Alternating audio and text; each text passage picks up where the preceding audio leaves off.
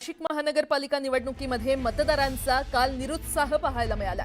यंदा नाशिक महानगरपालिकेसाठी केवळ 56.67% इतकं मतदान झालं, जे की गेल्या पालिका निवडणुकीपेक्षा तब्बल 5% कमी झालं आणि त्यामुळे या कमी मतदानाचा कुणाला फटका बसणार आणि कुणाला फायदा होणार याचा फैसला पुढच्या काही तासात होणार आहे। थेट जाणार आहोत, आमचे प्रतिनिधी लक्ष्मण घाटोळ आपल्याला या संदर्भातले अधिक अपडेट देतील। लक्ष्मण, खरं तर नाशिकमध्ये मोठ्या फोर्सनं मतदान केलं जाईल असं बोललं जात होतं, मात्र काही प्रकारे नागरिकांचा निरुत्साह पाहायला मिळाला। तब्बल 5% मतदान कमी झालेलं आहे। याचा काय परिणाम होऊ शकतो राजकीय पक्षांवर किंवा उमेदवारांच्या भवितव्यावर? प्राजक्ता, जर नाशिक महानगरपालिकेच्या एकूण निवडणुकीकडे जर आपण बघितलं तर एक वेगळ्या प्रकारचं चित्र नाशिकमध्ये पाहायला मिळालं। जी शिंदेंची शिवसेना आणि भारतीय जनता पक्ष मुंबईमध्ये एकमेकांच्या गळ्यामध्ये गळे घालून मतदारांपर्यंत मतदान मागत होते, तिकडे मात्र ही परिस्थिती असताना नाशिकमध्ये मात्र शिंदेंची शिवसेना आणि भाजपचे उमेदवार आणि कार्यकर्ते मात्र एकमेकांचे गळे पकडत होते, अशी परिस्थिती नाशिकमध्ये होती। ठाकरेंची शिवसेना, त्याच्याबरोबर शरद पवारांची राष्ट्रवादी, मनसे, माकप, भाकप आणि इतर जे महाविकास आघाडीतले घटक पक्ष आहे ते मात्र एकत्र लढत होते। एकीकडे भाजप विरुद्ध शिंदेंची शिवसेना आणि विरुद्ध महाविकास आघाडी असा तिरंगी सामना नाशिक महानगरपालिकेच्या निवडणुकीमध्ये पाहायला मिळाला। मात्र शेवटच्या टप्प्यामध्ये प्राजक्ता, भाजप विरुद्ध शिंदेंची शिवसेना असा सरळ सामना या निवडणुकीमध्ये पाहायला मिळाला।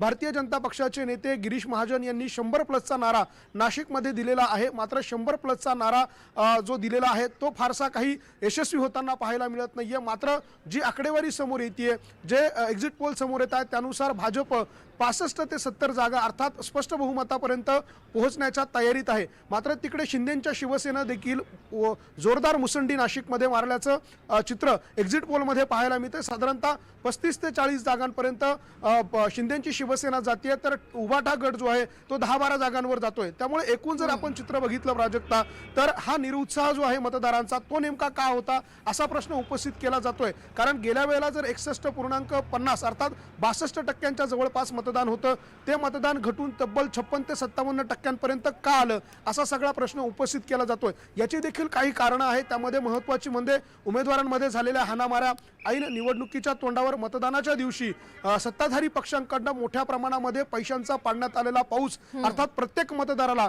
2-2, 3-3 हजार रुपयांची वाटप केलं जातं, अशा प्रकारचा आरोप करण्यात आलेला होता आणि त्यामुळे ही निवडणूक प्रचंड गाजली। त्याचं कारण होतं कुठे उमेदवारांमध्ये हाणामाऱ्या झाल्या, थेट आमदार रस्त्यावरती उतरले, तर कुठे मंत्री रस्त्यावरती उतरले, अशी सगळी परिस्थिती नाशिकमध्ये पाहायला मिळाली आणि म्हणून नाशिकमधला मतदार हा निरुत्साह झाल्याचं पाहायला मिळतंय। आता नाशिक महानगरपालिका सगळ्याच पक्षांसाठी महत्त्वाची का होती प्राजक्ता, हे देखील समजून घेणं महत्त्वाचं आहे। पुढच्या 1 वर्षामध्ये नाशिकमध्ये सिंहस्थ कुंभमेळा होतोय आणि त्या सिंहस्थ कुंभमेळ्यासाठी नाशिक महानगरपालिकेच्या सत्तेची चावी ही आपल्याकडे राहावी असा भाजपचा देखील प्रयत्न होता आणि शिंदेंच्या शिवसेनेचा देखील प्रयत्न होता, जेणेकरून नाशिक महानगरपालिकेची सत्ता आपल्या हातात असली तर आपल्या पक्षाचं ब्रँडिंग हे जगभरात देशभरात होणार आहे आणि त्यामुळे सगळ्याच पक्षांना नाशिक महानगरपालिकेची, तुम्ही जसं म्हटलं, आता त्यामुळेच नाशिकचं किंगमेकर नेमकं कोण होतंय हे पाहणं महत्त्वाचे ठरणार आहे। येणाऱ्या काही तासांमध्ये आता ते चित्र स्पष्ट होईलच। लक्ष्मण, अविनाश, उदय, तुम्हा सर्वांचे धन्यवाद या संपूर्ण माहितीसाठी। तर प्रत्येक अपडेट आम्ही तुमच्यापर्यंत पोहोचवणार आहोत। एक छोटासा ब्रेक घेऊन लगेचच परत येतोय। पाहत रहा न्यूज 18।